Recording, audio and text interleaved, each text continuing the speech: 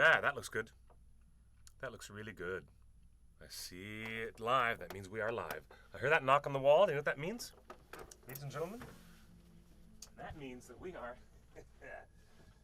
actually broadcasting to everyone in the whole wide world, live on the interwebs. And this black fabric is too much tablecloth on this table, but you know what they say, what's underneath the table? What's in the box? What's in the box? Anyways, what's hiding under the table today, ladies and gentlemen? Well, instead of me doing all Harley Quinn and talking through my gum. Hi, Hannah. Hello, good to see you. Hello, everybody. It looks like you can see me there. We are live. Welcome to theonering.net.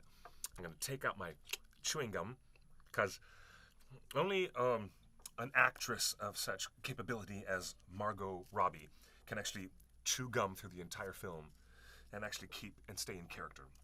Me, I actually have to do my job. I got to talk to you guys, this wonderful audience.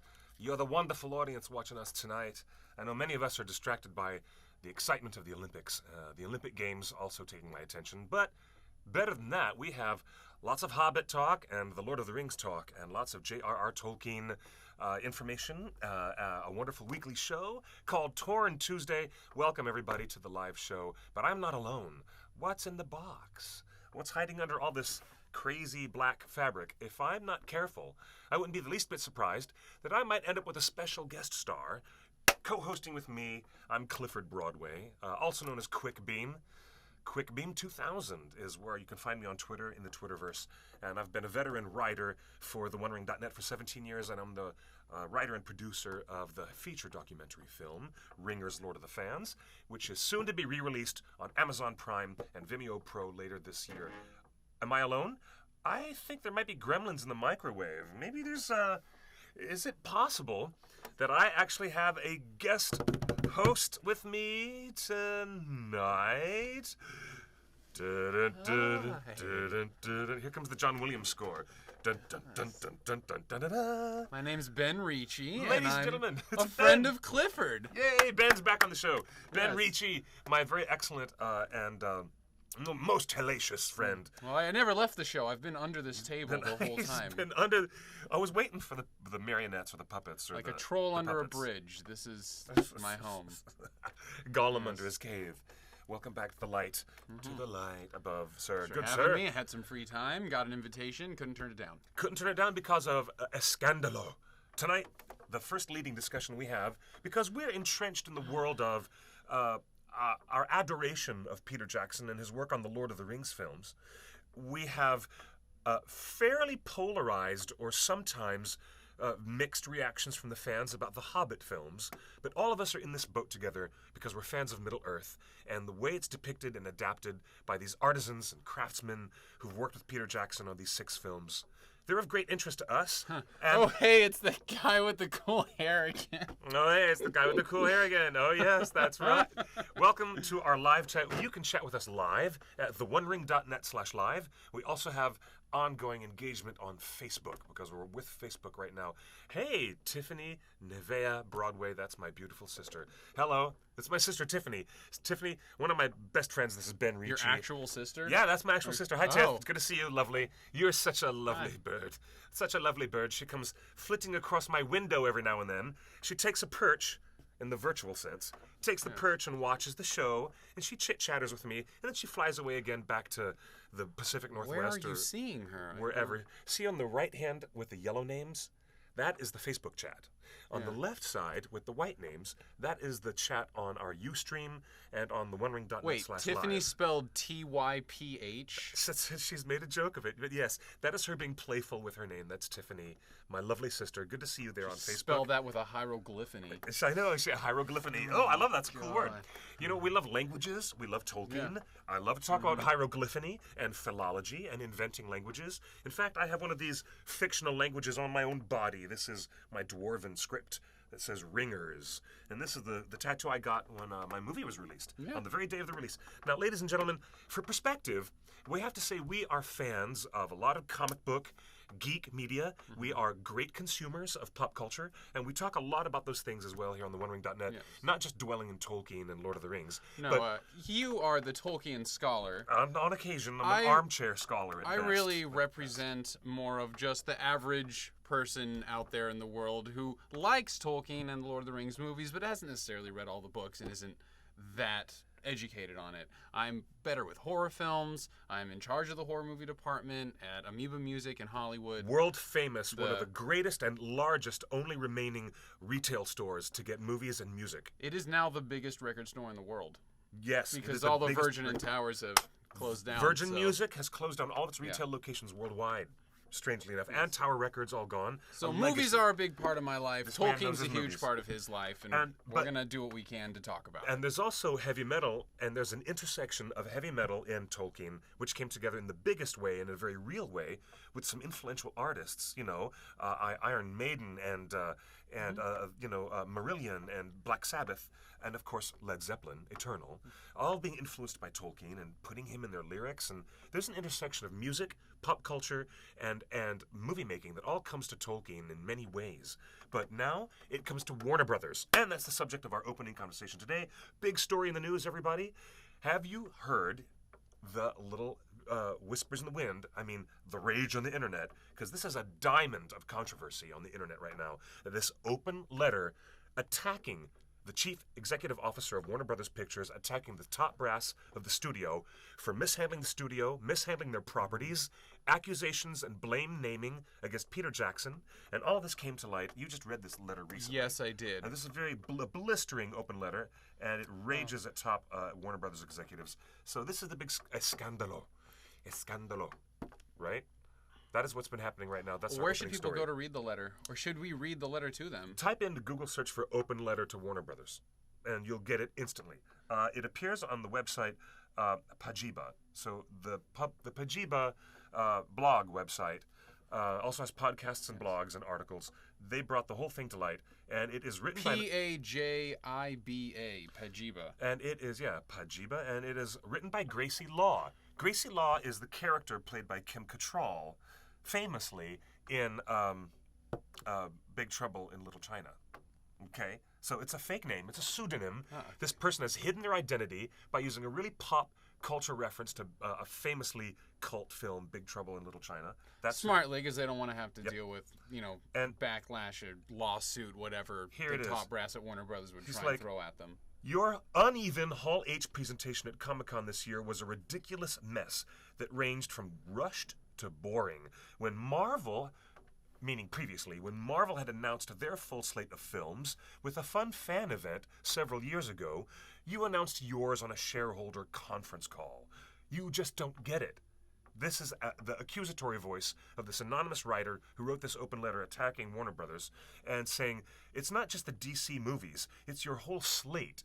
And I can hear the finger wagging when he wrote this. Jupiter Ascending, Get Hard, Hot Pursuit, Max, Vacation, Pan, Point Break. Yes, that remake of Point Break. Mm-hmm.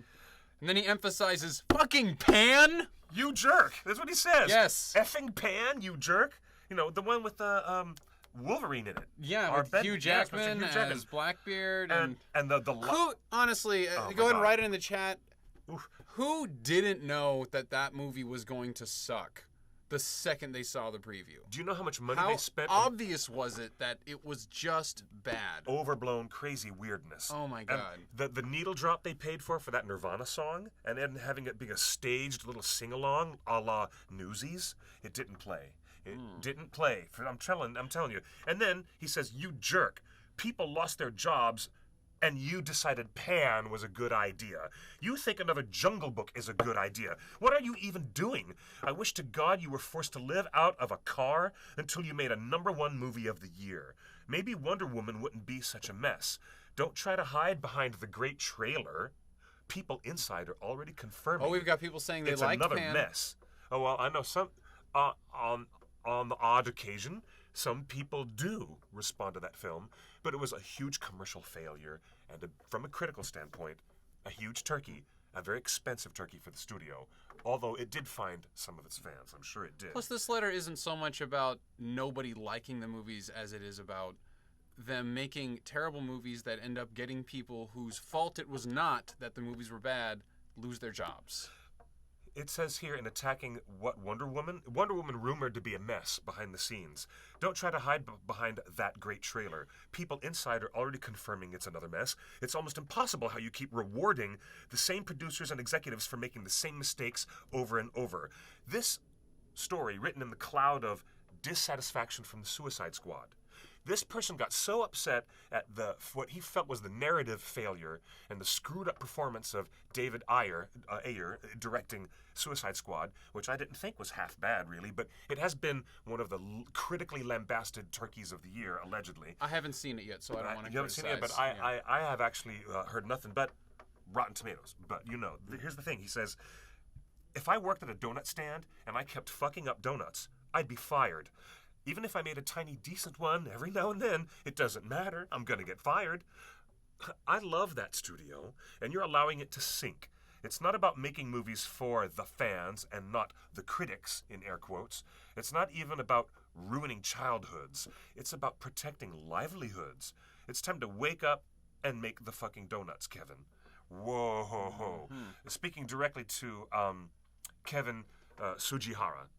Kevin Sugihara, who's the CEO of Warner Brothers Pictures. And he's the guy who's made the decision to put Zack Snyder behind the Warner Brothers franchise.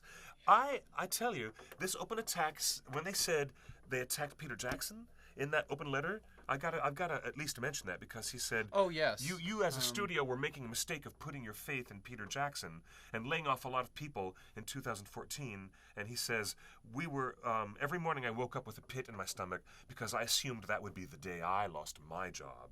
Every day I saw someone packing up their desk or carrying a box to their car. I can't describe to you the relief I felt when my department was told we were safe, or the guilt I felt afterwards." Walking through the halls of my office with that relief.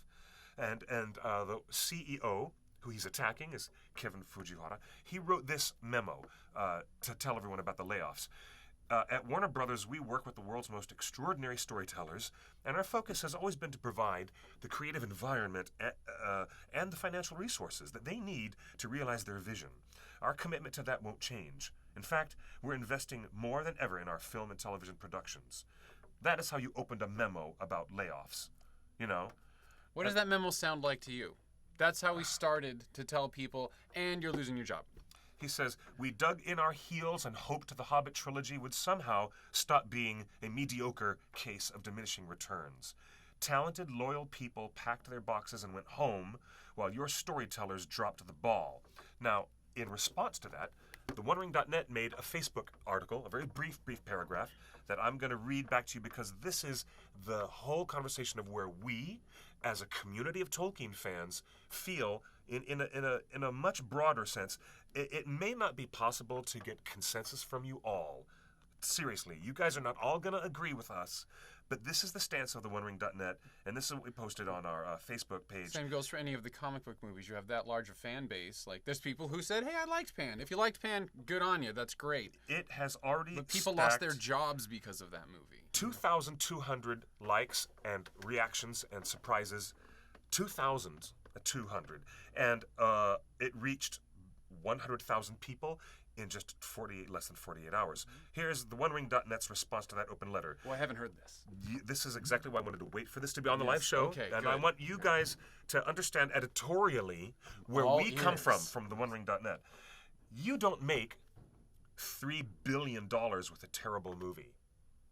There currently is a letter to Warner Brothers CEO going around the net that is critical of executive decisions in the film department and which calls out Peter Jackson twice.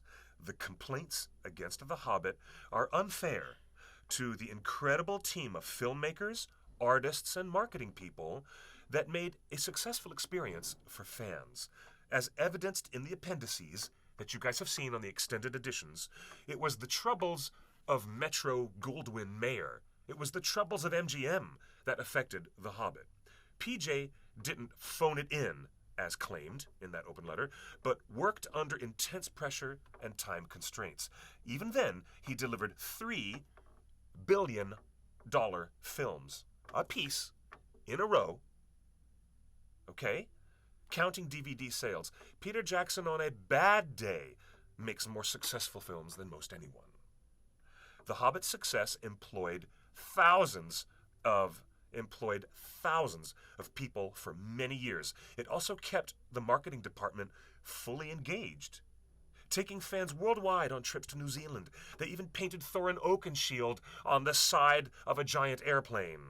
Middle-earth is... Cool, I didn't know about that. Middle-earth is such a pinnacle. Seriously, Middle-earth is such a pinnacle.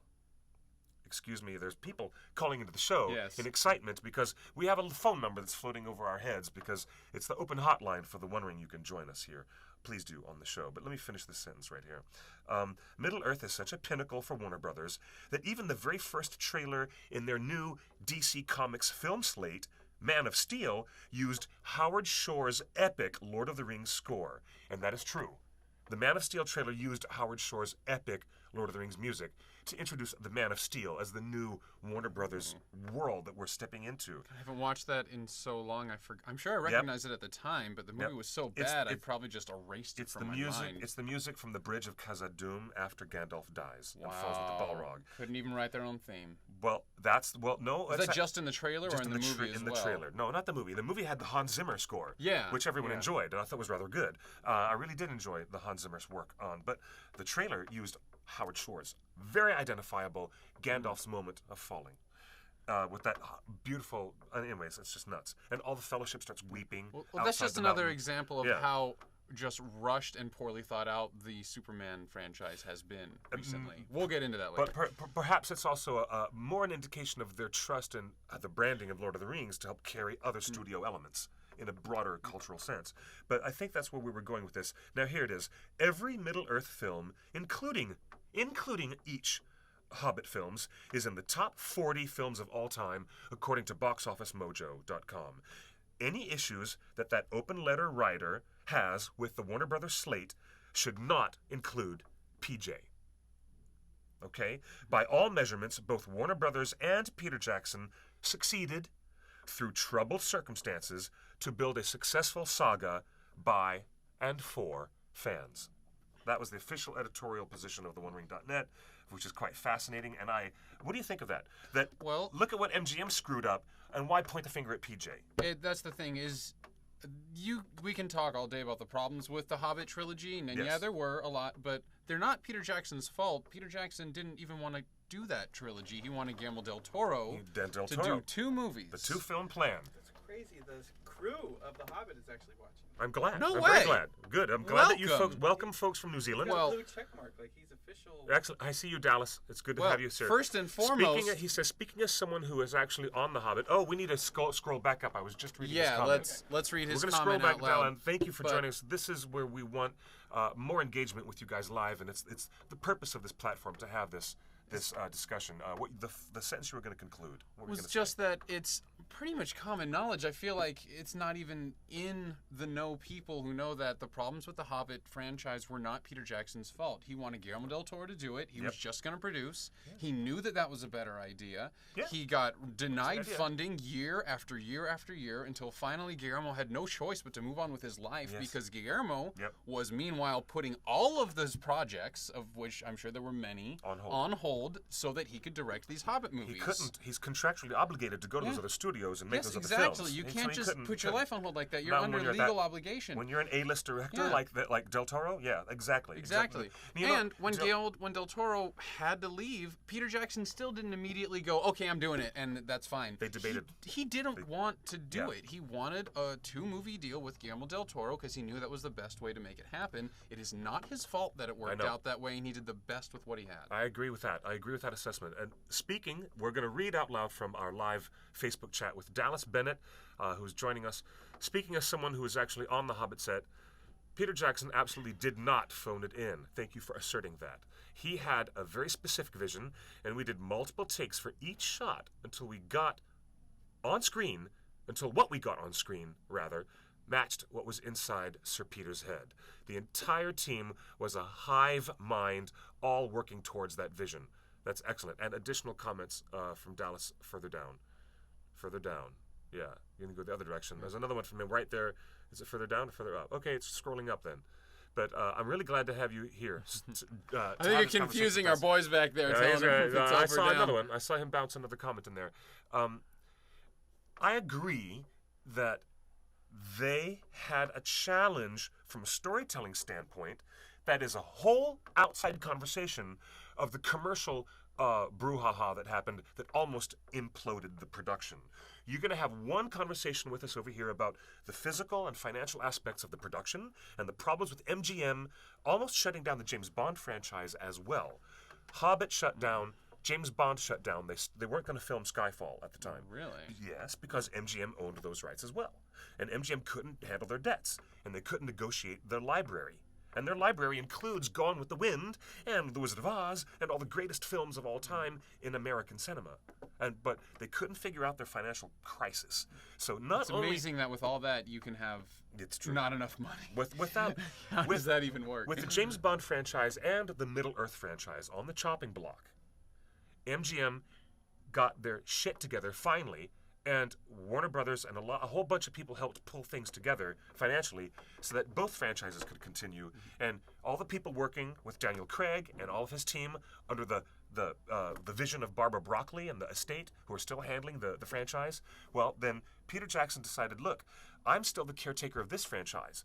Peter Jackson put himself in the position of Barbara Broccoli and the family holding onto 007 and thinking, we can't let this whole franchise falter. You know what I mean? So when you're taking on guardianship over some of the biggest storytelling space in all of pop culture, it's absolutely true that you just can't say he phoned it in. Well, he was up against a storytelling structural problem because of the way The Hobbit was a small little book and ended up being structured into a bigger format, which may not have suited the purpose of the story, or that's debatable. There's still issues with that, but admittedly, it was a beautifully done project. It satisfied so many fans and it made billions of dollars, and I was, for the very most part, aside from my quibbles about editing, with the extended editions of The Hobbit, I'm much more satisfied by all 6 films altogether. And I love all 6 films because they are so threaded and rethreaded together. And Justin, our producer, has warned many times and predicted over many years that there's going to be a super duper ultimate edition of Lord of the Rings and Hobbit, which will be further extended with all the unused footage they still have sitting around. So we'll look at the saga of 6 films, and I disagree with the person, but I do agree with his rant against Warner Brothers, as the studio does have freaking issues, but Peter Jackson should not be part of the complaint about those issues. That's a whole different ball of wax. And we attest by looking at more conversations here of people attesting here. One issue with the way that PJ did The Hobbit was with the filming style. And I don't mean the 48 frames per second. Okay, Marcos, you're onto something. So much more CGI than Lord of the Rings, okay? Like Azog, who was also all CGI and performance capture. Our original bad boy, Lurtz, was man in a mask in real physical person. You mean the white orc? The Uruk-hai who fought and killed Boromir and killed Sean Bean at the end of Fellowship and almost killed Aragorn. Oh, I thought we were still as well. talking about the Hobbit. Yeah, the Hobbit. Yeah, the pale orc is that parallel to him. See, that's what he's saying. You get so much more CGI characters in the Hobbit film. That's true. And Lord of the Rings was using makeup effects and less CGI characters, with the notable exception of Gollum and Smeagol. All right, that it looked like a cartoon. So the Hobbit looked cartoonish because of its over-reliance on that way of using those effects. Lord of the Rings had a gritty realness to it that was missing in The Hobbit. Were any of the orcs goblins in The Hobbit even actors in costume? And like Lord of the Rings? Well, they tried it. They did like a week and a half of shooting of goblins in their caves with guys in these masks that were animatronic goblin face masks, and it didn't work. They were too cumbersome. They couldn't do stunts. They couldn't do fight choreography. Watch the behind the scenes of An Unexpected Journey. You'll see that being addressed. I feel like a marriage of the two would have been better. I'm always going to vote for a physical effect, even if it's supposedly not as realistic. I don't know. I would have loved to see some animatronic goblin faces in the foreground. And then for the big fight scenes where apparently the costumes were incredibly cumbersome, then for that you can bring in some CG elements to help the fight choreography go along. But I think about close-up shots where we have our dwarves and we have the goblins all right around them. It would have been so good to have physical goblins with animatronic faces or just incredible prosthetic makeup interacting for real with our dwarves and our hobbit and our wizard. It would have been so good. Indeed, yeah. Fighting with a CGI anybody is a whole different ball of wax. And then you get Legolas, who does Mario Brothers in the Battle of the Five Armies and defies gravity, totally defies gravity. I still haven't watched it because I have just, like I said, the last show I did here. He's bumping through the sky across blocks like Mario, like a Mario video game. Like that, That's really? that's what it looks like, at least for one shot. So I think the first two films just did not motivate me to see the third one, and I will watch it. I will watch Battle of the Five Armies. I'll see that extended R-rated cut. But it's just such elongated, convoluted storytelling with the first two. I just didn't feel like the third one. I can address this in only one way. In defense, I would love, and I invite, I'll turn on my Skype, Philippa Boyens. If you guys are watching live, anybody down in New Zealand, you know what? Hey, Matt Dravitsky, our good friend who's one of the associate producers on the Hobbit trilogy, Mr. Dravitsky, Ms. Boyens, friends of mine who are from New Zealand, but they're also talented filmmakers and writers and producers, many of them Oscar winners now, okay? And I love these folks, and I encourage you folks to come in, talk with us on the show. A lot of talented filmmakers coming out of New Zealand. I can speak from what I know at a storytelling perspective. The Lord of the Rings was an act of compression. The Hobbit was an act of expansion. Yeah. It was a completely different discipline, and it got different results. Now, maybe it getting different results speaks to the efforts of the filmmakers in a broader scope. Now, original plan is true. It's the original plan that we wanted, that Del Toro was going to do. The two-movie plan would have just been a page-by-page creation of The Hobbit on screen, Del Toro style. God, that is one of the great losses to our culture that we didn't get that. I gotta say it's true that that original plan could not have been met. However, given that you're the guardian of this franchise, the caretaker of this franchise, and you don't want everything to fall away, an editorial decision was made from where Peter Jackson and Philippa Boyens and Fran Walsh, the three writers, when they got down to it, they said, we want to expand this instead of doing it the other way, because we have all the resources together, we have the infrastructure, and we might as well make more cloth to make it match the original three films. And when you watch the extended version, that R-rated extended version of The Hobbit and the other extended Hobbits, you get to learn more about Thorin's father. You learn more about Gandalf's mistrust of Saruman's advice. You learn more about dwarven rings, which nobody's ever bothered about. Dwarven rings, we're usually talking about the One Ring, or the elves, and their three rings. Speaking of extended cuts, we got to get into Batman v Superman soon. Okay, then there's the extended cut of BVS. I've been comparing and contrasting, so we'll talk about I haven't seen that. I haven't even seen the extended director's Oh, yeah, just BVS. Okay. dived into it on Blu-ray. All right, then. So I want to talk about that. talk about that after this. So the thing is, with the Hobbit extended versions and with the Lord of the Rings extended versions, and that includes Treebeard's poetry, and includes understanding who Theoden's son was and that he died on a battlefield protecting his realm. Way before we see a funeral for Theoden's son, we actually get to see the discovery of his body. And in the extended edition, you get the mouth of Sauron in The Return of the King. You get that exquisite 12-minute scene of Christopher Lee added back into The Return of the King, and you understand his final confrontation with Theoden, who he made war against, and Gandalf, and Saruman and Gandalf's final fateful confrontation. And so good to have the extended editions of The Hobbit and Lord of the Rings, all 6 films of these together, quite seriously represent a triumph of filmmaking that nobody has ever really come that close to making, and I mean cutting things out of a larger cloth. Look at this. Oh, all this fabric under our tablecloth. You see, cut from larger cloth. We're talking something that was what is the American appetite for a feature film? About 90 minutes. Yeah. Now it's gone up to around the 2-hour mark now, just because it's kind of enforced on us. Because we got more stories being squished in. Yeah. But nobody wouldn't dare, and with the sake of having a relationship with the theater owners, you don't push movie times longer than 2 hours because then You the got to theaters make that money. get You less got to get screenings more per screenings day. per Yes. day, which is So what watch- happened to Clive Barker's Nightbreed. Oh, yes, he made that a is what happened 2-hour to plus Nightbreed. epic that could be described as Gone with the Wind with monsters. Yes. And then the studio heads, the story about studio heads being assholes, the Yes. studio heads got yes. changed midway through production, Yep. and the old studio head was totally on board with what Clive wanted to do. The new studio head came in and was like, true. what is this? You need to make this guy, he's going to be the bad guy, he's a slasher flick, you got to cut all this out, and he's going to be 90 minutes long so we can get this many more screenings per day and make this much more on the box office. And they really just stole Hacked Clive the film. Barker's movie. They hacked like half an hour to 45 minutes out of it. Not Yes. little things, like a whole lot. Like a whole lot of the film. Oh, yes. It's I know. another movie. Check out It the is. Cabal cut of Nightbreed. The Cabal cut, I love. I love interviewing Clive Barker. One of the best interviews we've ever had talking about the power of J.R.R. Tolkien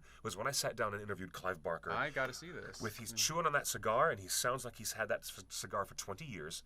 His voice is almost gone, but it's so He fantastic has talking with him. polyps in his throat. It's actually, it's yep. not throat cancer. I found this out from, I think Peter, I forget his name, one of the big producers on the Hellraiser franchise. Right. The Cabal cut is everything, and yeah. it tells a great story of how you can restructure a film by including all the stuff that's not there.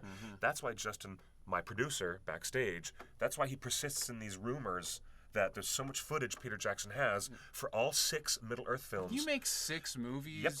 no He's got matter enough how to- many extended cuts you release, there's some more footage. Plenty more. It might not be relevant footage, it might not be very good, but there's guaranteed there's hours of stuff. It's out there. really good. Hobbit Extended is so much better, and I'll never watch a theatrical cut ever of the Hobbit film. Never, ever. Because the theatrical Really? stuff, Thorin's important scene is not even included in the 3rd film.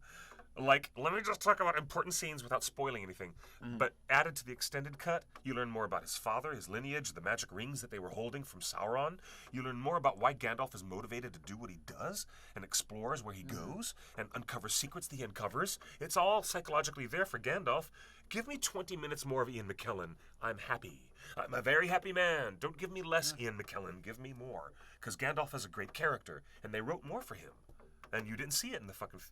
Pardon my French. You didn't see it in the theatrical version. We've dropped a few F-bombs already. We have dropped it, but thanks to that Should open look letter, out. they had a few. We're going to talk about Batman vs. Superman soon, so Live brace on yourself. our hotline, which is 530 area code 530-64-FRODO. That's our hotline. You could call in. You could text us. It's going over my head right now. 530-64-FRODO. The Hobbit franchise is, as they say, the quietest Right there. $3 billion ever made. Yeah, it is. The quietest $3 billion without fanfare ever made. PJ knows how to make a great movie. Wish people stopped complaining about things they don't know about. Well, the point of that attack letter against DC is that many other things that they are mishandling are evident in the way the DC Comics franchise is being mishandled. Plus, I don't think that letter That's was another so thing. much a direct attack on Peter Jackson as it was on the way they handled Peter Jackson and Peter Jackson's property. Yes. That letter is to the CEO of Warner Brothers. It's not a letter to Peter Jackson. Yes. And I think that guy knows that, and he was just using that as an example because, let's face it, the way these 3 Hobbit films got made, it was a bit of a fiasco. Peter did an excellent job with what he did, with what he had. Yep. The crew, I mean, these people are incredible artists and craftsmen, and there's wonderful actors in it. Yes, But it it's was true. a total mess getting that movie off the ground, and it was the fault of studio heads. If there hadn't been a separate year of separation between the Desolation of Smaug and the Battle of the 5 Armies, because I was so frustrated with that cliffhanger of the dragon not being dead yet, they could have released the film closer together. The Desolation of Smaug. We didn't see Smaug We didn't see desolate Smaug anything. Anything, I know. He had a little tiff with the dwarves and then hell? flew away. I know. and- Hey, here we are, my friend. You're on the OneRoom.net Amazing. live. I know, buddy. Good point. Oh, Good man. point. Well, welcome to the show live. Hello. What's your name? Hello. Say that again, my friend. Hello. Can you hear me? Yeah, I can hear you now, but there's just a bit of a delay. There we go. There you go. There we go. My name is Sumner Beal. Yes. Hey, how you doing? Good to see you, Mr. Man. I'm doing all right. How are you guys? Very good. Welcome to the show. What's your opinion on this controversy and the fact that is Warner Brothers really sinking the ship of the whole studio, as is accused in this controversial letter that's taken over the net over the past 3 days? I have mixed feelings about the letter, what I really think is that, you know, the fault does not lie on Peter Jackson. It's got to lie on Warner Brothers.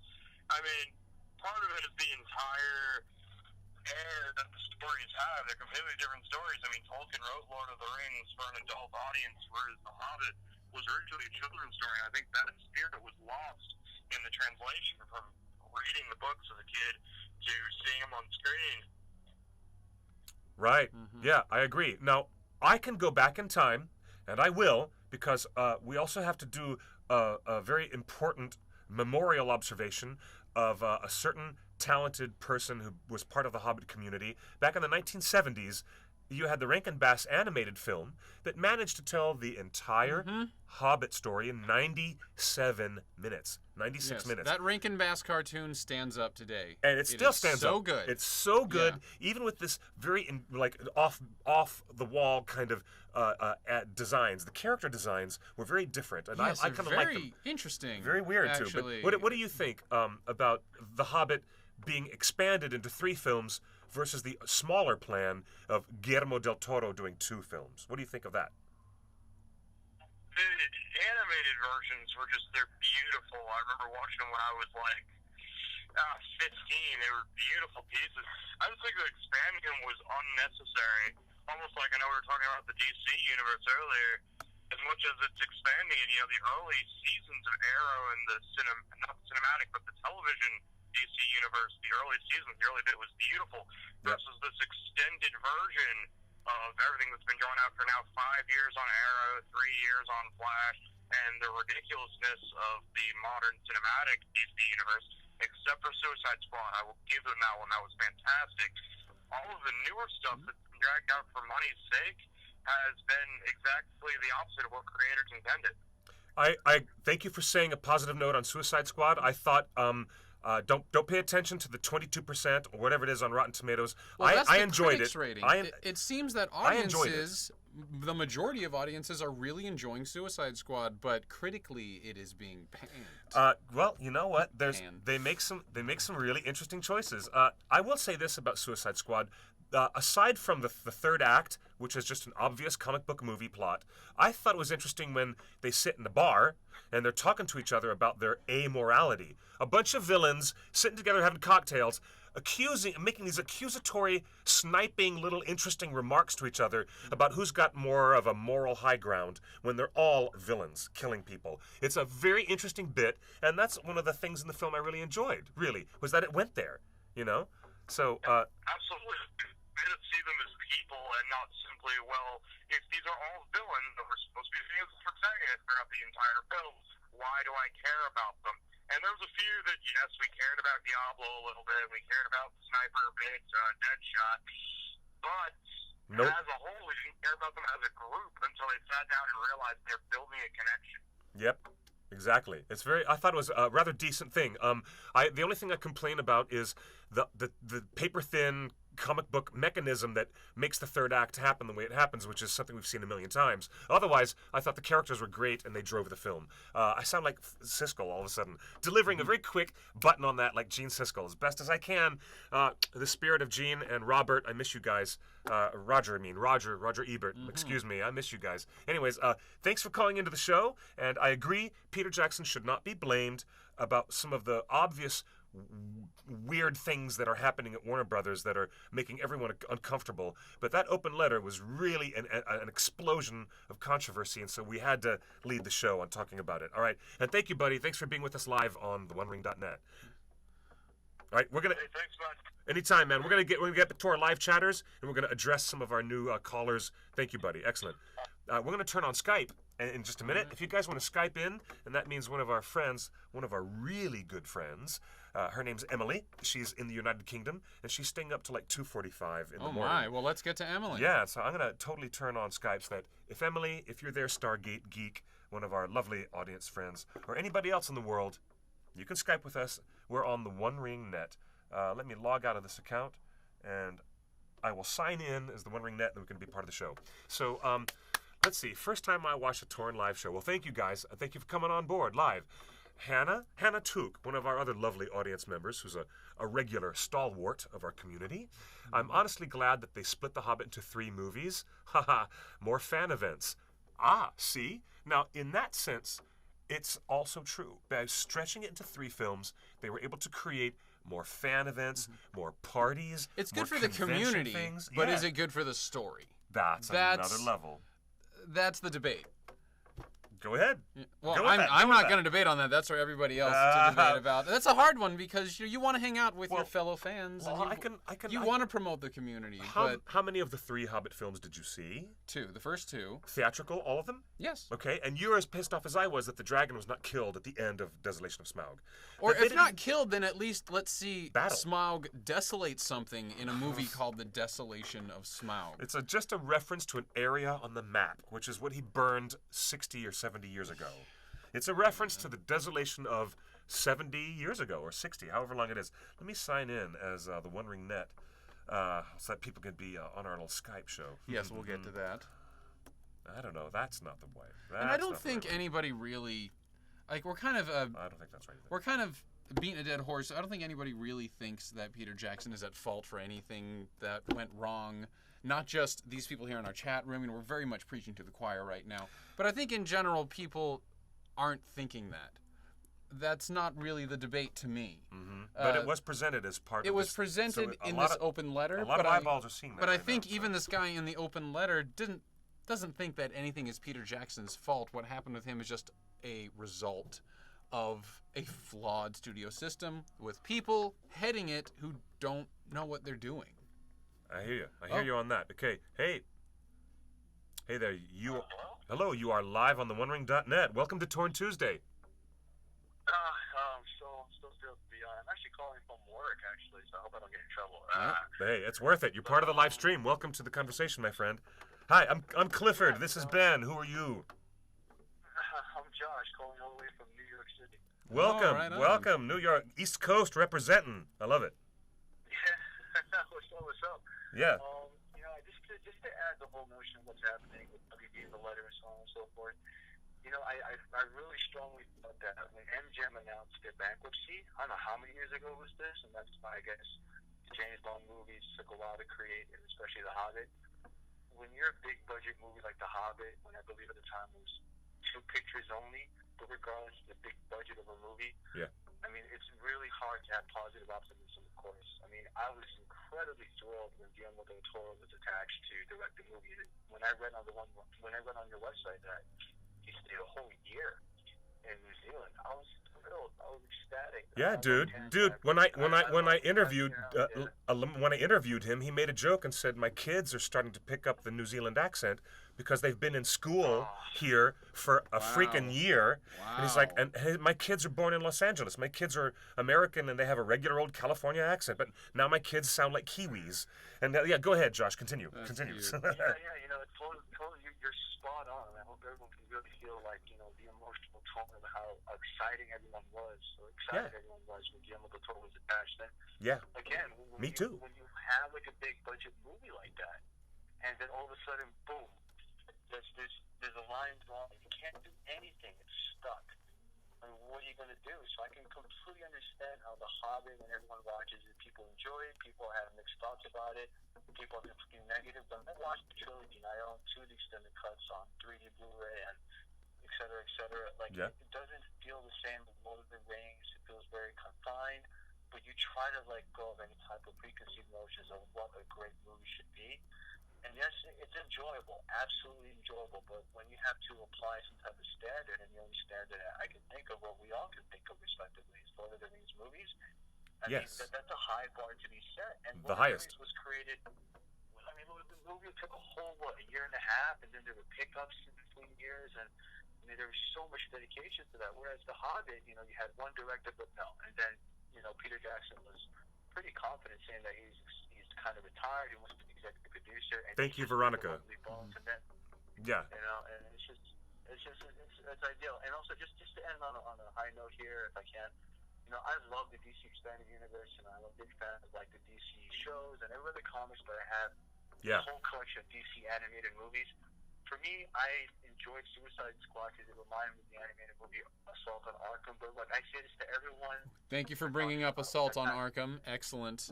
Yeah. Excellent animated film. Like that movie, right? It feels like that movie. You just have a great time watching. Look, It is great. Suicide Squad. If you haven't seen it, look straight up like this. Don't go expecting fine wine. Go in there expect that you're going to drink a nice cold beer on a summer day and just have a great time. That's it. Yeah, that's how I felt. That's how I felt. Yes. That's an excellent point because ultimately these are comic book movies. Yeah. Exactly. Right there, just calm down. It's a comic book. Yes, but there are billions of dollars at stake. And thousands of jobs and people's livelihoods. And there's also some of these comic book characters, let's face it, this is our modern mythology. I would So support that. No, they really are sacred to us, and you've got to stay true to certain characters. That's where DC's messing up. we not Joshua, you still on the phone here with me, buddy. I really that's very good. I appreciate that. The idea of a modern mythology, Ben, is an excellent point, and I'll take that bite of that sandwich a bit further. We don't speak to each other in terms of Socrates or Aeschylus or the other Greek writers or even Virgil. We got most of our great mythology regurgitated by Virgil. All right, and that's the stuff that sticks around in Bullfinch's mythology and what you get forced to read in high school. But our modern mythology are these stories about Batman and the Joker. Our conflicts between Superman and his enemies, the way that kryptonite can harm one of the most powerful beings in the world. All these elements of storytelling, anybody on Earth who might be 35 years different in age from me, who doesn't speak my language, who might be a different race, he knows that green stone will make Superman weak and fall down. That small black little girl who's living down there in South Africa, who I'll never meet, she knows the same thing that I know about Superman and Batman mythology. These are mythologies. These are stories that resonate with all of us around the world at a whole nother level, and we get attached to them. It's incredibly difficult when you have these mythology of characters, 75 years old, and they span through numerous eras, numerous decades. Sorry, this is a fact, and I'm going to spend with this, but it's a opinion. What I'm going to say it's a fact. There is no perfect formula to try to create a comic book movie, because you have this whole span of so many different decades, and it's hard to try to appeal if that's the intention. To try to have a win-win-win-win-win across the board, entertain everyone else. You know what I mean? I can enjoy the Joel Schumacher versions because I can tell that's an homage to Adam West Batman. You know what I mean? Yes. I can enjoy Tim Burton's take because it's Tim Burton's take, and I'm willing to accept that. I can enjoy Batman Begins and Nolan's version, how to make it real. Well, I don't know about you, Miss Kitty, but I'm feeling so much yummier. One of I love it. It's the best. I'm sorry. One of Joel Schumacher's directions to actors on set for his Batman was, remember, it's a cartoon. That's what he said to his actors? Yes. Yes, that's what he was going for. He sure did. Well, I have typed in... Yeah, he did. I have typed in the password about 25 times. What is going on here? I here? can't get onto Skype, so Justin, if my producer is backstage, maybe he can come in and sign my tablet into the Skype account. Is your caps lock on? What's happening? Nope, doesn't happen like that. It's just, believe me, he's changed the password. So anyways, Joshua, thank you very much, my friend, for joining us from the East Coast. You, sir, Joshua, have a very exciting event coming up with New York Comic-Con. It is around the corner. Are you going to be there? Have a Friday ticket. I have to do the whole band verification. I have to constantly refresh my phone. I only have a Friday ticket. I'm sorry. I hope you guys are going to get it on Friday. That'll be awesome. I think so. I think we are going to have some of our staff. You can find the OneRing.net. We will have a presence somewhere. I'm pretty sure that Rebecca and Kirsten, she's fabulous. Those two lovely ladies got a powerhouse of volunteer effort at New York Comic-Con on Friday. Joshua, look for Green Dragon. Look for Deej. Her name is Deej, and the other one is Green Dragon. And tell the girls that Clifford said, "Hey, hello, love. How you doing?" Tell the girls I said hi. Clifford said, she has a little accent in there, like, "Hello, love." When you hear Kirsten's accent and you come up to her and say, "Clifford says hello, love," then that'll be great. That'll be great. She'll love that. You'll see her on Friday, I'm sure. All right, and thanks for being part of the show, buddy. And now, thank you for taking my call. Appreciate it. Oh, thank Anytime, you. For sure. Now we have another message from Dallas Bennett, who worked on the Hobbit films. Yes, is Dallas, that is that a new message? This is the other new message I was looking for. He says, and because he's got a blue check mark, that's an official account from Dallas. I can't see it from back there. Is it Barnett or is it Bennett? Barnett. It's Dallas Barnett. Sorry, Dallas Barnett. I seriously doubt any of the suits at WB have actually read Tolkien's work prior to getting the script. PJ, Fran Walsh, and Philippa Boyens are Tolkien fans who happen to be filmmakers. The passion for the story was apparent. I agree. The passion for the story was very apparent. Now that brings up an excellent point that I agree, I Dallas. that Thank I you for often adding that. talk about being such a huge movie buff and working in a movie store, and it's such a huge part of my life. Yes. That the people who actually have the money and make the calls and sign the line at the bottom of the page, whatever platitude you want to use, these people have no affinity for the product that they're making.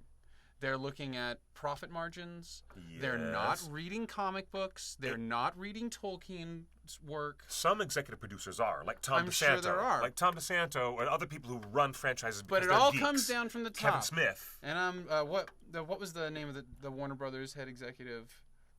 Jim Fujihara. Jim Fujihara. He probably doesn't spend his time studying what kind of character Superman is supposed to be. He probably doesn't spend his time studying the moral mythology of Batman. I mean, yes, he's aware of them. He hires professionals to do that. Professionals do that, but if you don't know dick about something, you might hire the wrong professional at some point because you don't really know Good point. how it works. And this is point. what we've Okay. seen with the DC universe, because that's the big flop that's going on with Warner Brothers right now is how severely they are botching things. Now, earlier, the last caller we had from New York, he and I agreed on the fact that these are just comic books. You know, calm down. They're comic book characters. They're fictional characters. And on that, I agree in the sense that you can tell any story you want. Like, let's say they did... I haven't seen Suicide Squad yet, but let's say they did something where they completely changed the plot of Suicide Squad and they just told their own different story. Yeah. That's fine. Yeah. They did a Superman movie where they completely changed the plot of a certain Superman plotline from the comic books and they did their own thing with it. That's totally fine. But when you're not true to a character, that's the problem. One thing you'll notice is throughout the 75 years of Batman, Superman, and Wonder Woman, there are core elements to their characters that you do not change because that makes them who they are. And the Superman movies have not given us Superman. They have cast an excellent actor in the part. Of course, now that I'm on Henry Cavill. Yes, I was blanking on the name. Henry Cavill. I got you, buddy. Great. Henry Cavill. You look at him in the suit, and you're like, "That's Superman." And his holographic dad, Russell Crowe. Yes, and his holographic. And his holographic dad, Russell Crowe, right there. We'll get. I'm telling you, I know my stuff. We'll get Tupac in the next one, I'm sure. I kind of like that. I like that Russell Crowe kept popping up and appearing at every corner. I'm like, that was kind of cool. I thought it was cool. But the problem is not who you have cast or the quality of the effects or even that maybe they changed a plot line around from the comic books. It's that Superman has not been Superman and Batman has not been Batman the way that they're supposed to be. Ben Affleck actually did a great job. Everyone has kind of agreed that. Oh, I loved Ben Affleck. Everybody freaked out. Against all freakouts, yes. Everybody said he's going to be the worst thing about it. He was the best. And then everyone agreed he was by far the best thing about that movie. Yes. But you have Batman and Superman blatantly murdering people. At the end of Man of Steel, Superman kills the bad guy. He snaps his neck like an assassin. These go so harshly against the character grimdark of Superman and Batman. This is the cloud of storytelling. It's called grimdark. It is called an invasion of the comic book aesthetic, and that is what fans and critics have been complaining about. And we'll talk more about that. Yes, hey, you're live on the OneRing.net. Welcome to the live show. Hi, my name's Chrissy, and I had a couple of comments. You were talking about how they changed plot lines. Yeah. Yes. I tried to get through via text. Harley Quinn, this is a big one. Yes. What they've done to her. Okay, now keep in mind, you have one man here who hasn't yet seen the movie. Yes. No spoilers. So please, no major spoilers. No major spoilers. But let me hear what you have to say. But even just from information that's pretty broad.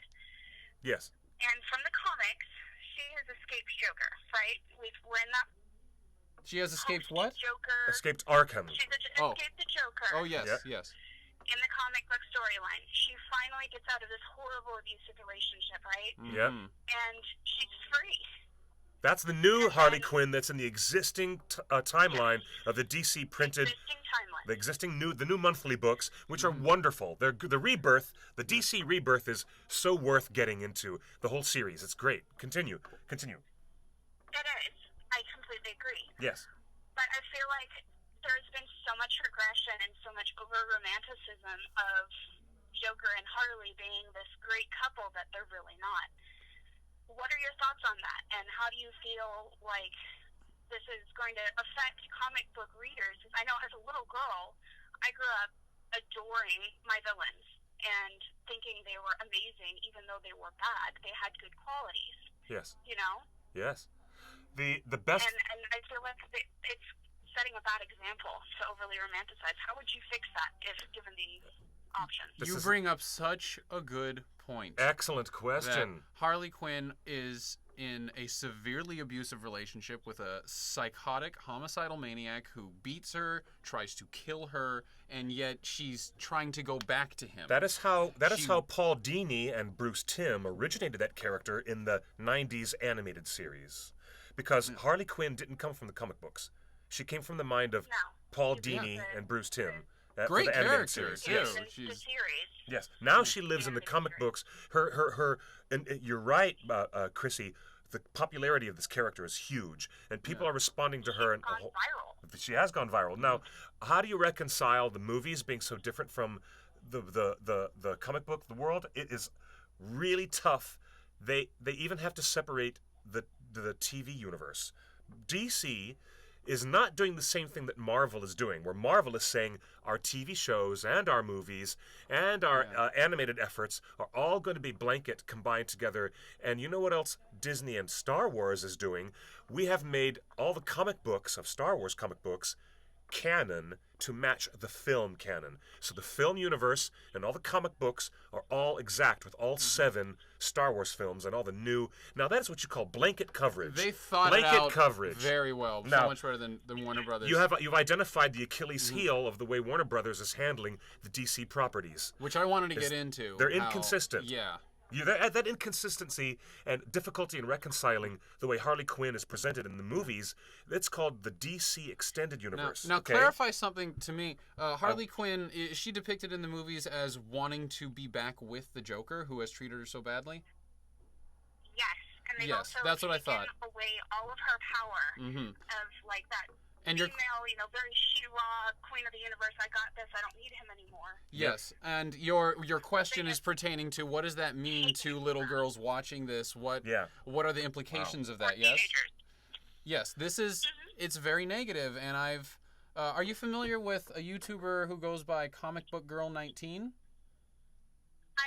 not actually. Look her up. She said some wonderful stuff about this. She really knows her stuff when it comes to comic books. Look up Comic Book Girl 19. And she brings up what an incredibly negative example that is, that they're glorifying this character who wants to be in this abusive relationship where she's being treated terribly by a psychotic man, the Joker. This is not a good example. That's the problem. Well, sorry, what was that? It's the being dragged back in. As someone who got out of an abusive relationship, I found freedom in reading these comics that they reinvented her as this strong woman who made it out. Right. Well, and now they've dragged her back in, and it's like, how am I supposed to reconcile that in my own head? And now, they're apparently doing apparently they're doing a Harley Quinn solo movie. They are. So are they just going to drive that home even more guys, and make her more of a role model for the wrong reasons? Chrissy, this is where I'm afraid I have to interject because you haven't seen the film, Ben. No. And I'm afraid I might have to spoil a shot. I'm sorry, but okay. I think that another bit of representation in that storytelling of the way Joker and Harley Quinn are shown is perhaps that he is so dedicated to her. Remember, he dives in after her, Chrissy. I didn't expect that. He dives in after her. He comes in to get her. He will break anybody. He will kill anybody to make sure that he has her safe and that they can continue what seems to be the perfect crazy love affair. But the weird abuse of Joker and his sociopathic way of disregarding her was in the animated series, and I didn't see it yet in Suicide Squad. I see a bit of a weird, I see an over-glamorized, romantic Romeo and Juliet weird spin on this Joker and Harley Quinn, and that might be where they're trying to push it, but I don't know. I could see that. I could definitely see that. I still feel like there needs to be some way for them to reconcile her being able to escape it, and actually coming to terms with the fact that, holy heck, this is not healthy.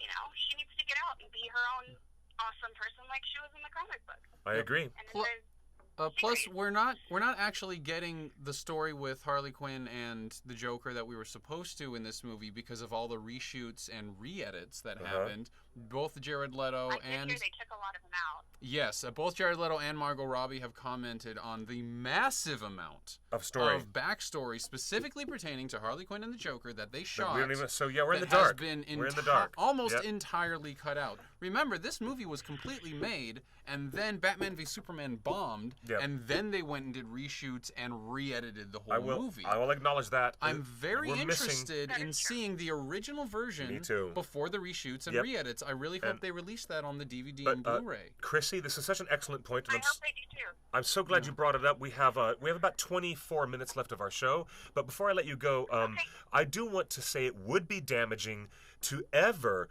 put this now there's a hashtag that they use for this new vitalized version of DC Cinema universe. It's called EU, which is Extended Universe.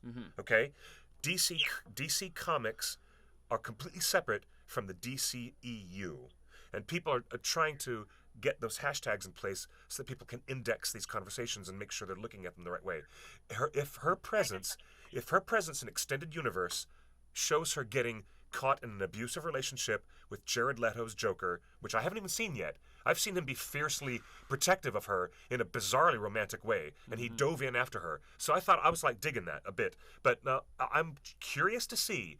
The comic books have gotten it right, but it is her liberation which is important because she is a strong character that all these little girls are watching closely. So I agree with you for totally bringing up the importance of that. Well done. Well said.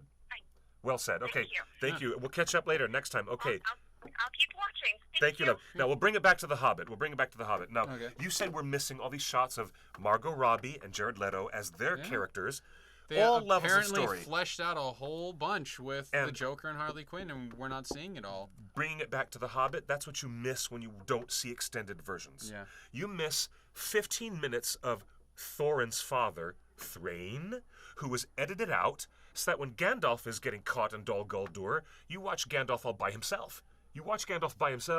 He's edited out, but the actor was there. There were at least two actors who played the part for the close-ups and the scenes. And then it's Thorin's father who's been tortured for decades at the mercy of the Dark Lord, and we finally get to meet him. It's such a good component. I should check this out. Having it back in the extended version of the Hobbit films makes a difference. Just the same parallel we're missing. You own all chunks the of the extended story. cuts, right? I do, and you can borrow them anytime. Okay, yes. I'll probably just marathon it. Yeah, you'll marathon it? Okay. And, then get up on all those missing scenes. I got to get one back from my friend. Okay, here's how you introduce a newbie to the 6 films. Imagine meeting a friend at work. I meet my co-worker, we talk about my interests in theonering.net and the fact that I host a show, and I love talking to people about geeky stuff. Yeah. So he's like, oh, can I watch Lord of the Rings? Where should I start? And I'm like, what? You haven't seen it yet? I'm like, you're 24-year-old. He's a cook. He's a great cook. One of the best cooks at the museum. He's a fantastic guy. And he's back there in the kitchen, and we're just talking about he's never seen Lord of the Rings. And I said, wait. And I loaned him, hold on, I'll get you on this call back in 1 second, okay? I gotta say this. I loaned him my Lord of the Rings box, and then I said, wait a minute, you've never seen this before? Let me take that box back, and I'll loan you this box instead. I let him start with the Hobbit films. And the first thing he says to me watching extended version of An Unexpected Journey is, what is that sword? What are those broken pieces of that sword, and why is that significant? He's giving me live texting while he's watching the movie at home. It's hilarious. And you're like, you'll find out. That's what I said. I Yeah. said in another 3 or 5 movies, you'll find out what those broken pieces of that sword are. Now, to have it referenced in The Lord of the Rings so many times, it becomes part of the story is great. But seeing it all referenced in The Hobbit, and Bilbo looks at the painting on the wall, and there is the king Isildur, fallen on the ground with the Sauron and his one ring of power. And there's it's the first foreshadowing of the ring and its influence on his life. And Bilbo emotionally responds to this painting. Why would Peter Jackson bother to bring the movie to a screeching halt, to put in these beautiful bits that feed a larger canvas of story? That's why I appreciate the extended versions of The Hobbit. And when you start a newbie on the 6 films, you can't start them with Lord of the Rings and work retroactively. Let them go in order, and they'll start with the milder films, and they get the comedy of Sylvester McCoy pulling a stick insect out of his mouth, and the pipe smoke comes out of his ears, and there's a frickin' bunny sled. There's a bunny sled. Like, So- it was very good for me that I had read The Hobbit as a kid because I, of Yes. course, saw the Lord of the Rings films Yes, first because yeah, they came out we all first. did. And if I had never read The Hobbit or wasn't aware It's- of that world, I would have been very lost. Like, I remember Yep. somebody telling me they were. This girl who she hadn't read The Hobbit. I forget, some friend of a friend. I don't remember the context of the conversation, but she hadn't read The Hobbit as a kid. She hadn't been introduced to that, and her reaction was, "Why are their feet so big? I don't understand Exactly. anything that's Exactly. happening in this movie." Yeah, it just right over her head. I dig it. The most important thing, and maybe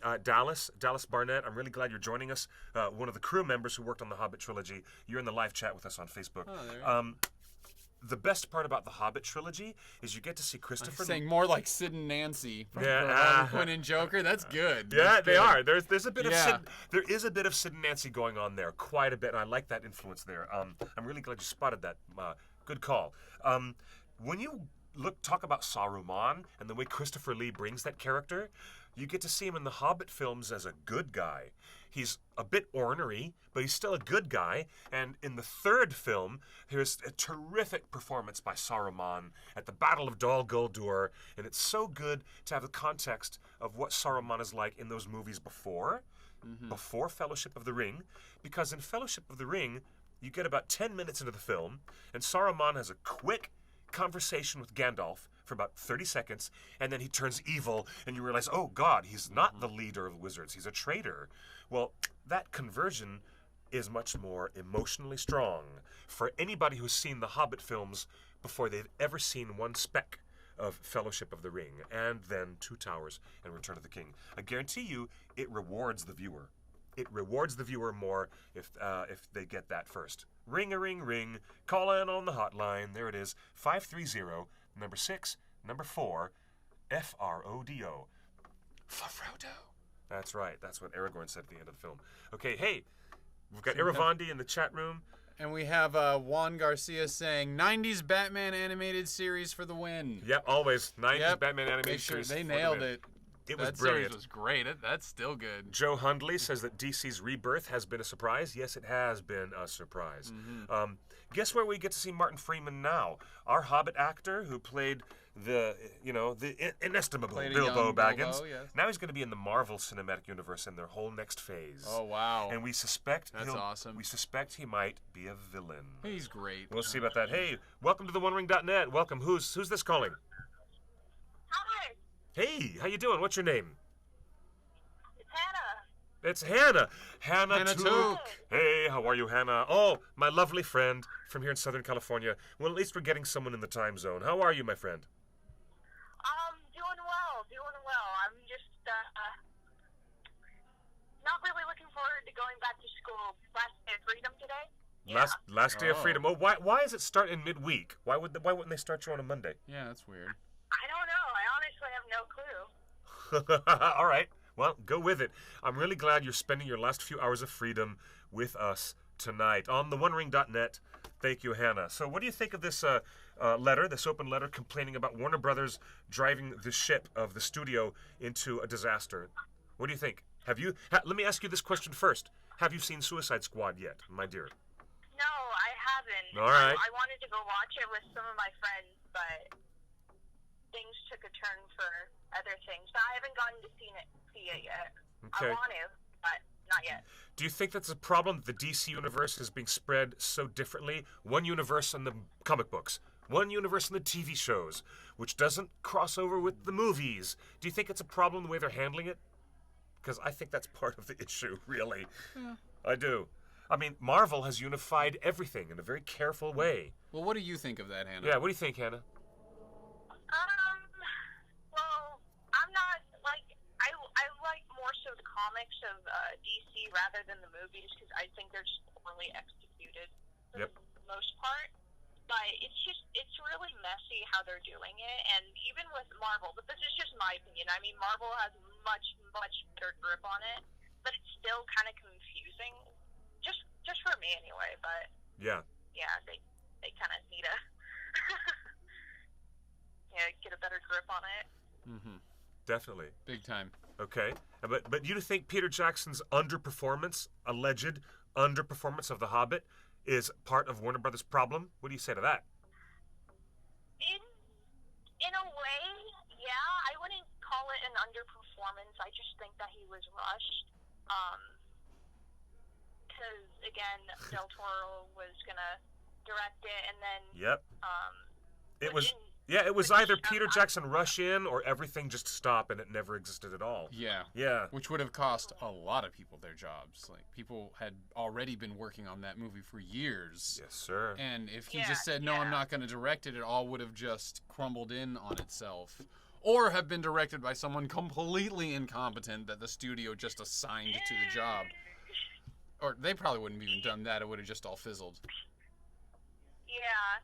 No, I think if they would have gotten maybe at least 2 more years or 1 more year, I think it could have been on par with Lord of the Rings if they had gotten to figure out what exactly they were going to do and really thought through some of the scripts and that kind of stuff.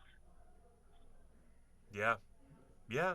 I wonder. We always wonder. We're going to miss. Forever we will miss the what could have been of Guillermo del Toro's 2 film set. I heard that he was going to have Beorn's house walking around on chicken legs. Oh, that Like- sounds so cool. Like the house of Baba Yaga. I heard that there was a weird design of Beorn's house was that it was ambulatory and it got up and walked around on legs. Like Howl's Moving Castle Yeah, style? like Howl's Moving Castle man, style. that would have been good. I heard that Yeah. I have heard that so many things that what Del Toro was envisioning was going to be way different from what you would have expected. Would have been so different. So, a Baba I'm Yaga glad that chicken Peter legs. Jackson got to direct it, though. My opinion, though, but I wouldn't have anyone else direct it. Yeah, if it can't be Guillermo, then it's Peter Jackson. Yeah, see, Kaiten Suji is great. You just love that, like Howls. So, hey there, Kalanon Evergreen. Are they talking about Peter Jackson not directing it? Well, Kind of. in certain ways, we have to reflect on what could have been, but also the main editorial position of the OneRing.net, which became such a big flashpoint of discussion on our Facebook, as you guys can read. I know you're in our live chat now. Join us here on the live show. That's beautiful. But scroll down a little bit and look at the way people have been responding over the past couple of days to what we said. Peter hired the best artists.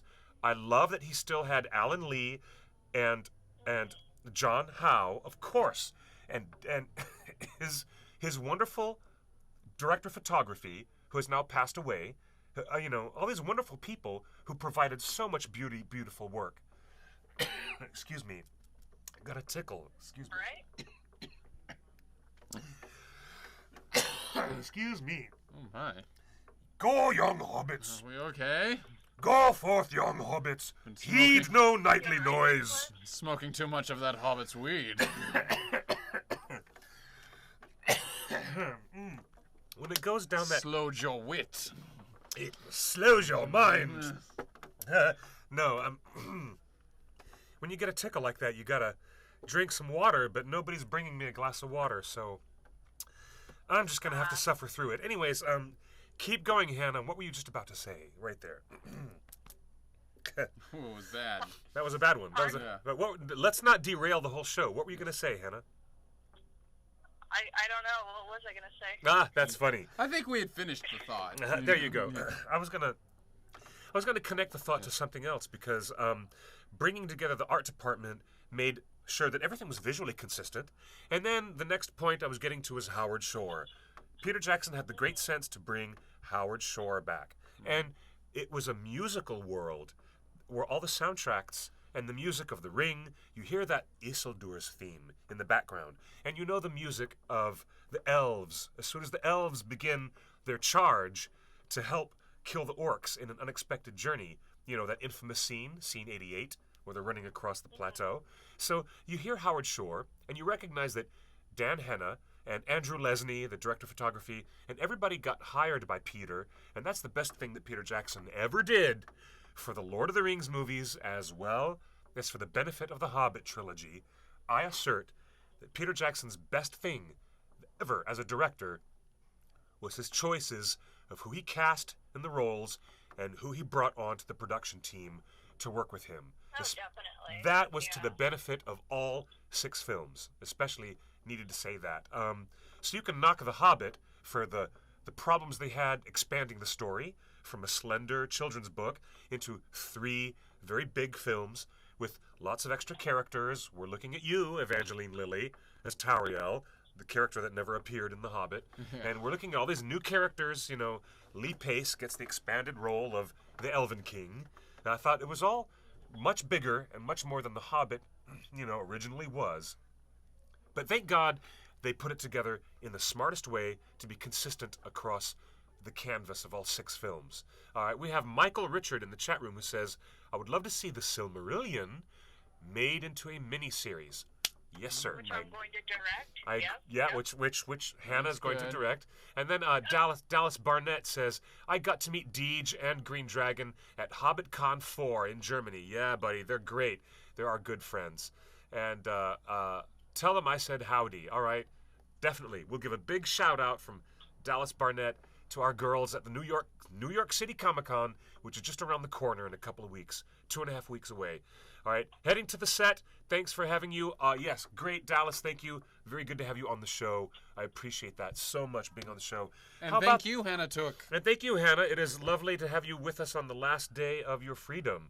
We've got to wrap up the show. Yes. No, it's lovely to talk to you guys again. As always, you are, and thank you for helping us out. She was our production assistant at Comic-Con, and she helped me and the documentary crew get some good footage. Thank Nice. you, my dear friend. Yeah. Good times. All right, so, and hey, do you agree with Michael Richard in the chat who says perhaps the Silmarillion should be given the Game of Thrones treatment and turned into a big old epic miniseries on TV? What do you think? Well, like I've told you when we were at Comic-Con, I never watched Game of Thrones before, much to my dismay. Yeah, well, But, you got to wait a year. At least. maybe At least. it could work. Maybe. That's funny. I agree. Okay, yeah. So, how would you like to see the Silmarillion? As a bunch of movies, Hannah, or as a TV series? What do you think? Well, I don't exactly have a plan at the moment, but I was kind of thinking, it was, I don't know, because my initial thought was, oh yeah, I'll just make movies of the bigger stories and more memorable ones, and then like for all the detailed ones, I would just maybe do like a mini series like what BBC did with North and South or something. I dig that. A combination of both. Big feature films for the big stories, and then smaller anthology TV series for all the nooks and crannies of Middle Earth. Great answer. I love that. That's a very good... you're going to be a great director one day, Hannah. I'm glad to have you on the show today. Thanks a lot, love. Very good. Thank you. Well done. Okay, we'll catch you next time, next week. All right. Bye for now, sweetie. Very good. That's a great answer. A hybrid. Feature films for the big stories of the Silmarillion, and then a TV series to cover all the little nibbles. Then you have to have it all connecting. Unlike what the DC Universe is doing. That's such a good point, sir. That's a very big point. Bringing it around. Because that also comes back around to what I said about how it's okay to change plot lines and make different things happen than what happened in the comic or what happened in this version of the story, as long as you're staying true to character. Marvel has made everything tie together. Yeah. DC is very slipshod. The television series are this, the comic books are this, Yep. and the movies are this. And they have announced they don't give an F. No, they don't give they a don't. flying F. Now, that this like- universes don't Yeah, match up. and like I was saying, I'm actually not bothered by that. If you are being true to character in all of your versions, Yeah, whatever yeah. that version might be, whatever that format might be, then you're fine. But they're not doing that. The crux of Batman is he doesn't kill, yeah. and he doesn't use guns. Because in his words, it makes us like them. And we are better Yeah. than these criminals. Yes, He does not kill people. He doesn't shoot But people. that- He's smarter than that. The man is beyond a genius. Superman, he does not kill under any circumstances. But we're in a Superman can kill Lex Luthor at any time. This is a post-Frank Miller world. I know. This Batman that we saw in BVS. Now, please tell me, now that we're here coming back to the conversation with DC and the way Warner Brothers is handling all of this business, and I'm really, really glad you mentioned this. You saw, fresh on the boat, the extended cut of Zack Snyder's Yes. Batman vs. Superman, Dawn of Justice. Let's talk about So that. you're in this, I think you're in a post-Frank Miller world of Batman where he is killing people, but in Suicide Squad, a very visual and specific point is made that that Batman does not shoot. Oh, good. He has handcuffs. He only handcuffs. So that's like, Now, well, that means it's been a while since I looked at Frank Miller's comic. Does he blatantly, openly kill people in the Frank Miller Dark Knight Returns? Because I remember he has the fight with the lead of the mutant gang, and he doesn't kill him. He beats the crap out of him, Yeah. breaks his bones, and humiliates him in front of all of his friends, but he does Yes. not kill him because doesn't he kill him. doesn't need to, because he's Batman. Yeah. That's a big, big deal. So that means for that character. Zack Snyder's taken it a step further. Oh, Zack Snyder has completely dismissed the crux of the character of both Batman and brands Superman. them with a hot brand. Yes. So they can get killed in jail by other people. Mm-hmm. Okay. So Which tell is me. not something Batman would ever do. Okay. So there you have, Grimdark. tell whatever alternate plot line you like, Yeah. but stay true to your character. With Superman, they've really messed up. They cast a great actor in the part. Henry Cavill. He is so good, and he was great Yep. in The Man from U.N.C.L.E. Mm-hmm. Watch The Oh, Man yeah. from... If Oh, you yeah. haven't seen That's The fun. Man from U.N.C.L.E., it is so good. That is fun. Check that movie I've out. interviewed Henry Cavill, and he's a very thoughtful man. He seems like He's a smart guy. very thoughtful talented actor. Yeah. And when I talked to him about this Superman type of mythology versus Frodo and Gandalf type of mythology, he was on point, and he knew exactly the point I was trying to make. really? And he connected them together as far as bigger pieces of storytelling and how we react to them as humans. He was on point with me, and I loved interviewing Henry Cavill. So he's a great actor, but what about the material he's given to play Supes? That's the problem. You have a great actor, and you're not giving him the character that he's supposed to be playing. Superman also does not kill under any circumstances. Even if something is destructive beyond description, he still won't kill it. He won't kill Lex Luthor, even though Lex Luthor is mortal, and he could literally flick him in the head, and he's dead. Yep. There's even one story, and I think All-Star Superman, if anybody has read that one, Oh, yeah. where Superman Yeah. is keeping this like star and galaxy eating monster as a pet. He has a baby one, and he has to forge stars for it to eat so that it doesn't die. If he were to release it, it would go off and grow in the universe and start eating stars and destroying worlds. Yeah. He won't even kill that thing. That's how important that is to their characters. Superman is also the light to Batman's dark. They both want the Yes. same objective, but they Yes. approach it from completely different perspectives. Yeah. And that's also not really illustrated in the Zack Snyder films. They're both just super dark and brooding and gloomy, and they both kill people. Yeah. That's not who those characters are. You can give me any crazy plot you want, but keep my characters the way that they're supposed to be. Indeed. The same thing happened for a more trivial example would be in the Teenage Mutant Ninja Turtle films. The newest one, Out of the Shadows, was better than the first one, but April O'Neil is still being played by Megan Fox. It's ridiculous. She's terrible. Yes, she the is. character Yeah. is not April O'Neil. Yeah. They won't even dye her hair red. Yeah, that's so stupid. April O'Neil, So let's say stupid. it has to be Megan Fox. At least dye her hair red and make her a smart, plucky, takes no shit reporter, and I'll allow it. But it still shouldn't be her. And biggest problem, they completely destroyed Casey Jones. Now, this is a ridiculous movie. These are turtles who Yeah. are ninjas. It's not to be taken seriously. I know. I know. You can have it be just as ridiculous as you want. Well, but the character of Casey Jones is a total badass. He's not a police detective. He's a vigilante. You see him for like 5 minutes with the hockey mask thing on. It's just glossed over. That's not who that character is. I know. It's wacky. Even in that, even something as trivial as a silly Ninja Turtle movie, it still bothers you at such a core level. That's how the fans... you have sullied a character. Yeah, you have not stayed true to your characters.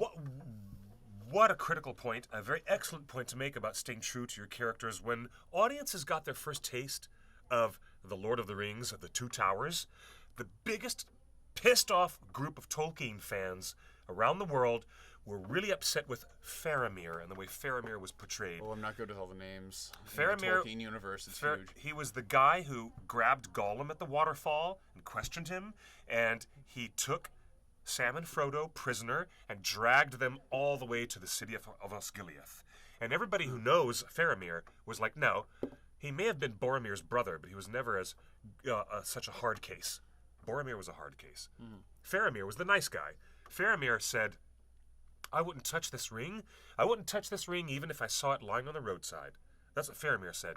He would not have taken Frodo prisoner and dragged him to Osgiliath like it happened in the films. So we got pissed off at that, but we forgave Peter Jackson in the end because Lord of the Rings fans realized that it gave Faramir a character arc, and he ends up redeeming himself by realizing his mistake and saying, don't let me interfere in what you're doing, Frodo. You and Sam have a very important job. You, Gollum, don't you dare lead them astray. If you do lead them astray, I will find you and I'll throttle you.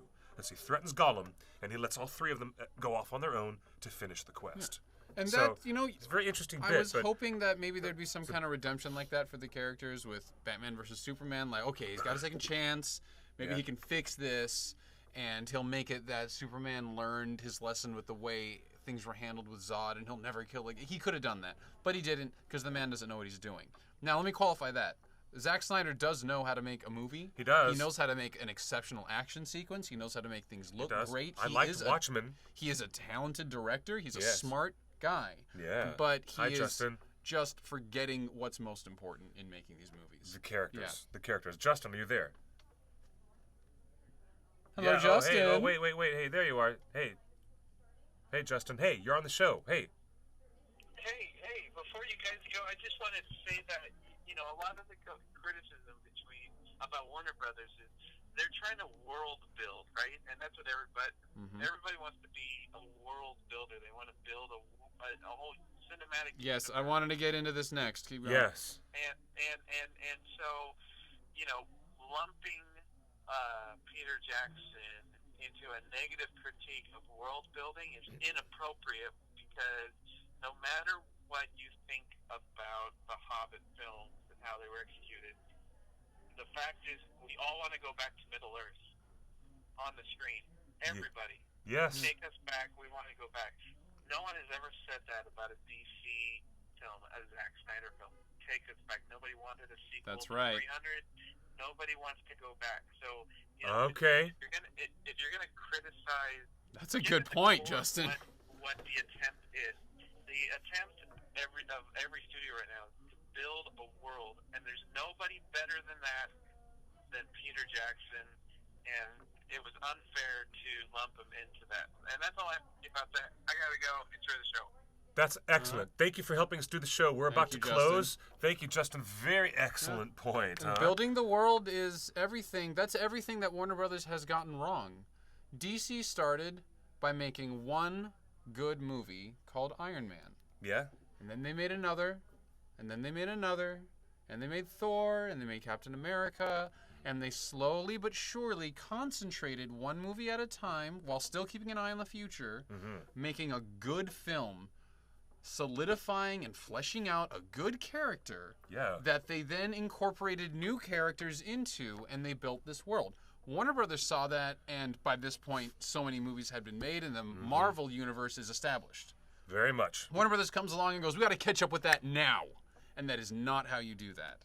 They are trying to go all the way to Avengers Age of Ultron in 1 or 2 movies. Yep. It doesn't work that way. You got to make 10, 15 movies. Oh. You have to start slow. Just make a Superman movie. Well, They tried that with Man of Steel, and they ruined it. That movie was a catastrophe. It was a travesty. especially the destruction God. porn of the third act. Let's The not third act was even get all into it. Destruction It's porn. been as they screamed call it. about Yeah. enough. Yes. We don't need to be screaming about it. Yeah. But the point being, they screwed up. And Yeah. now then the second one, they just try to jump into a full world with fully fleshed out multiple characters. Do the extended shots in BVS, Okay, quick Dawn note of on that, Justice, because we're help? almost at the end Yeah, here. but please, I'll let you close the show. The end, I'll let you close the show. the extended cut of Batman vs. Superman, it fleshes out some subplots of how evil Lex Luthor is. Oh. Which is good. You see Okay. some other little things he did. I'm not going to ruin anything for anyone who hasn't seen it. Okay. That just show that he's a very conniving, intelligent, evil man. He's still played like a total spaz by Jesse Eisenberg, who is probably the worst casting decision in the history of Hollywood. I disagree with his characterization of Luthor. Yeah. I do. Yeah. He's not a half bad Joker. He is not playing Lex Luthor. I That would've- was a joke. I would have, as Lex Luthor, I would have cast him as, Edward Nygma, the Riddler. Yes. There Yes. you go. There's Yes. what Jesse Eisenberg was giving us was very Riddler. Yeah, he Very would have been Riddler. a great Riddler. He was actually. doing it. I would have He was backed him doing up it. 100% as the Riddler. See, he should have been in a Batman movie Yeah. where he plays the Riddler, and they Yep. just concentrate on Batman. But no, Yeah. Marvel's done all this. We got to catch up to Marvel. Yeah. So they're just skipping all the necessary steps, Yeah. and that's why they're falling on their face. And it's unfortunate because they could have built a wonderful universe, one character and one movie at a time, and made just as much, if not more, money than the Marvel universe is making. My number one Lex Luthor wouldn't have been that young Silicon Valley version of Jesse Eisenberg, that social network Bryan version of Jesse Cranston? Eisenberg. I was just gonna say Bryan Cranston. Yeah. Dude, you're Yeah. reading my mind. Yeah, totally. Dude, read That my talk mind. about missed opportunities in Hollywood. Wow, Guillermo del Toro didn't do The Hobbit, and Bryan Cranston didn't play Lex Luthor. Is the Bryan Cranston is the word I was Ooh. on the tip of my tongue. I was just about to say it. Yeah. How did you know? I guess because it was there's a neon sign because over he's my the head. best choice for Lex Luthor. Dude, because he's the best choice yeah. for Lex Luthor. In current Hollywood, there's nobody better suited to play that character than Bryan Cranston. Bryan Cranston would have been the best, but Oh my maybe God. But he still would have been he would have been put in that monster of a film.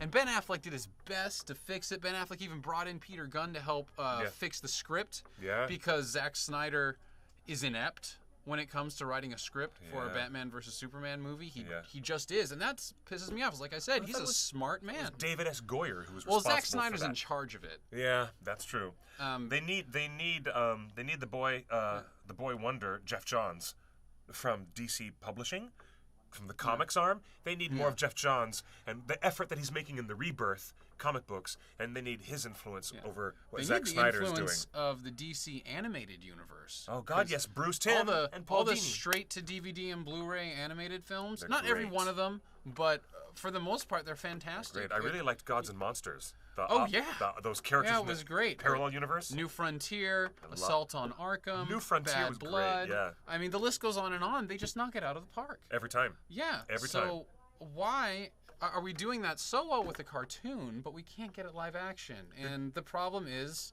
the level of money and the executives in charge of that level of money. Like, look at That's true. Deadpool. Deadpool was made for very little money. Yeah. And it satisfied virtually everybody, and we all can't wait for a second one. And Yeah. the production team has turned down higher budgets to ensure that studio executives who don't know what they're talking about can't be sticking their fingers in their pudding. I love that. All right? Yeah. I love that, dude. That's great, because after, I mean, love that. Deadpool made, I love that. I did the math on this, Deadpool made something like over 13 times its budget. Yep. Just theatrically. Yep. Worldwide. Worldwide, yeah. Killer. Insanely successful Like movie. making a $10 million Yeah. horror film and it goes gangbusters Yeah. around the world. Yeah. So yeah. they clearly could get any budget they want for that second one, and they're saying, no, we're just going to take this much, and you're going to stay out of it, and we're Yeah. going to make a good movie like we did the first time. I'm very confident about Deadpool 2, because they're handling it right. Yep. I think so. I They agree kept with it that. very simple in the first movie, too, like DC could have done, and made a simple, faithful Superman film, messing it, do any plot you want, Yeah. but just make a very faithful depiction of the character of Superman and establish that. And then you can make a faithful depiction of the character of Batman and establish that and start to hint at the existence of Superman in his world, and then you build bit by bit, just like Marvel did. It amazes me DC didn't do that, because they had the Marvel template right there. It had already been done. It was proven to work. And isn't that supposed to be what executives always go for, is they look at something else that made money and was successful, and then they copy that. Deadpool, $760 million worldwide. $760 million And that's worldwide. not including the DVD and Blu-ray sales. That does not include home No. video. Oh my I work in gosh. a movie store. It's selling. Is it still? Yeah, definitely. Is it still selling? You know what? It comes back in used, it sells again, but it will always sell. That movie will regularly sell for generations, I'm sure. Rated R? But that's, like I was saying, isn't that what executives do? They just copy something that made money. And the Well- Marvel Universe established how you do it, and DC just skipped all of that. Deadpool is very happy to be not part of the Disney Marvel umbrella. That's 20th Century Fox. Yes. And 20th Century Fox has done a pretty great job with Bryan Singer's last X-Men trilogy, but the final film, Apocalypse, was, another predictable, paper-thin And plot. throughout the Bryan Singer But- universe, the Singerverse, Singerverse, there are yes. glaring mistakes. There's a few. Yeah. But I And did there's like- also things that are so good. I like And- Days of Future Past a lot. Yeah, there's great stuff in that. And you know what? I'm going to spoil something, but if you haven't seen it by now, come on. Days of Future Past. Professor X, I won't spoil it. Professor X does not lose the use of his legs in the way that you see happen in that movie. Right. And that's another example of staying true to character. Yeah. There are things about character Yeah. that influence plot, and vice versa. There are things you cannot change in the plot because it directly interferes With who what a your character would character do. Yeah. is and Yeah. why they are the way they are. Absolutely. Professor X loses, if you know the comics, he loses the use of his legs as a result of his mutant power. Yes. He is so cerebral. He doesn't get in a car accident or anything like that. Or it doesn't get shot in the spine. No. Yes. That was infuriating. Yeah, I know what you mean. Yeah. I love having this guy on the show. Ladies and gentlemen, Ben Ricci. Before we close the show, I have to say you are such an excellent co-host. Yes. Oh, thank Dude, you I for need having me. I could geek out and talk. Yeah. We could talk all this great stuff. And back to The Hobbit, because into this the is the wee one hours ring of the that night. Yeah, dude. Peter yeah. Jackson knows how to stay true to character. He does. He absolutely does. Especially with the big ones like Gollum and Gandalf and Frodo Absolutely. and Bilbo. And, I mean, there were little complaints like, why doesn't Thorin Oakenshield have a beard that he tucks into his belt, because that's how it was in the book. Yeah. And you know what? That's not that big a deal. Like, he knows where to draw the line and say, okay, I can change this, but I'm never going to change that, because that would be sacrilege. That would violate this character. This man knows what he's talking about, and you are welcome to bring this wisdom on our show anytime, dude. I just think it's not wisdom, it's common sense. I agree, You have, I agree. Characters have been established for I agree. 75 plus years. You don't need to change them. You're making things harder on yourself, harder on the fans, and possibly losing money and losing people's jobs by changing these things that don't need to be changed. That's right. That's what happens. Hence this letter. Hence this letter. This open letter. Which has been such a fascinating flashpoint of conversation this week. Really excellent. Before we close the show, we have to say a memorial word for those that we have lost. Star Wars fans have lost Kenny Baker. Yes, R2D too soon. R2D2. Hashtag R2D too soon. Too soon for our very own Kenny Baker, who was a wonderful part of my favorite film, Time Bandits. That's right. Directed he by Terry was Gilliam. in Yes, Time he was. I Bandits. love Yes. Kenny Baker in everything I could get him in. Fell asleep to that movie every night. Time I Bandits. love that We're movie. talking my favorite performers, my little people who I love. I just love, Kenny Baker, and I've loved Billy Barty. Like everyone's always loved Billy Barty in Legend and in Time Bandits and in everything. And Michael Rappaport, also from Time Bandits, and he also ended up on a North American TV show like Law and Order. He was on. It was not Law and Order. It was a courtroom drama, and he was one of the lawyers. And then of course our very own Grip Hook the Goblin, who was also playing the part of Flitwick, the Professor of Charms at Hogwarts. You know who that is? No. You know who that is? He also played Willow. Oh, of course. And he also I knew played that. I'm just bad with the character names, and these worlds are so massive. It's hard to keep all the names straight. He was also in the Ewok suit, and he was also Willow. Yeah. Yes. You know who we're talking about? I'm blanking on the name. You're blanking on the name? I think I am telling you, too. I'm the one who's oh, bad no! with- Oh, wait, I'm not- Warwick Davis. Warwick Davis! I'm not blanking on the name. I was for a second. Warwick But Davis. Yes, Warwick God, Davis. he's good. I want to say... Love that guy. My hat is off to you, Kenny Baker. And now he's in the new Star Wars films. Yes. Yeah. Kenny Baker also got credit in the Star Wars film as R2. Yeah, he was a consultant. Yeah. For so- that, he wasn't in the suit. I mean, he's probably not physically capable of being Yeah, in but a he was a consultant. suit He like got- that. he got the credit. He did live a very long life, and he did. He had a wonderful life. We He love had a you, Kenny Baker. Successful, long life. So if So- you gotta go, I guess it's not too soon, but it's still sad. And also very sad that fans of the original Rankin Bass cartoon have lost the singer-songwriter who became popular across the American recording industry as the Limelighters, lead vocalist. Yes, we lost Glenn Yarborough. Glenn Yarborough died peacefully in his sleep with his family all nearby, and his daughter, Holly, Holly Yarborough wrote a touching note on Facebook, and he is the man who sang The Greatest Adventure, and he sang Frodo of the Nine Fingers and The Ring of Doom, and he sang all those songs that are in the Rankin Bass cartoons from the 70s, and there's nothing like his voice, that unique, really unique voice that he had as a I remember it, as a folk yeah. singer, and to you, sir, Glenn Yarborough, you were the best. You were such a part of my childhood and my affection for The Hobbit. My love for J.R.R. Tolkien is partly fueled by forever hearing the melody in my head, and hear the melodies and the songs that you would sing. Great songs written by composer and songwriter Maury Laws, who was a great songwriter for Rankin Bass. So we miss you, Glenn Yarborough, and your greatest adventure lies ahead for you, good sir, in the great beyond. And so now we close the show, say goodbye to Kenny Baker and Glenn Yarborough, and it's hard for fandom to lose the classics, but we've lost Leonard Nimoy and we've lost Christopher Lee, and it's been really bad. We lost Professor Snape this year too. I know. It's been really bad, and Alan Rickman, we loved you, man. You were the best. So anyways, we're gonna send off on a high note. We love you guys. You've been a fantastic part of the show. All of you have been great. Live on Facebook and on Ustream. Next week, come on back to theonering.net at 5 o'clock p.m. Pacific time. We broadcast a live stream. You might join me if you're free. We'll see. And if you're not free, maybe in months ahead, you come back and join us, I man. will be under this table the whole time. You're under the table waiting for your chance to spring up and surprise, like a Jim Henson That being puppet. said, I have to go back, and thank you very We're much. going to say goodnight, everybody. Have a great week. Oh, he's going to the table. Now. What's in the box? Never know pain. Who sits by the window will one day see rain. The greatest adventure is what lies ahead. Today and tomorrow are yet to be said. The chances, the changes are all yours to make.